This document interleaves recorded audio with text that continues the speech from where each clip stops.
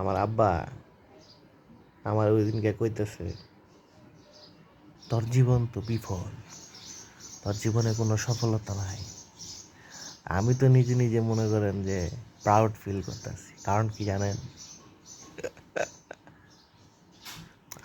কইতাছি তো, এত প্যারা লাও কে মামা?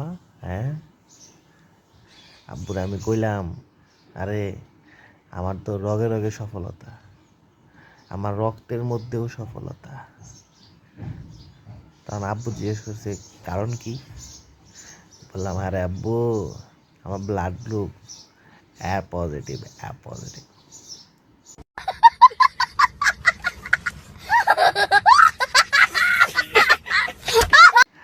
পরে আব্বুরে কইলাম, mirror is my life partner and struggle is my best friend.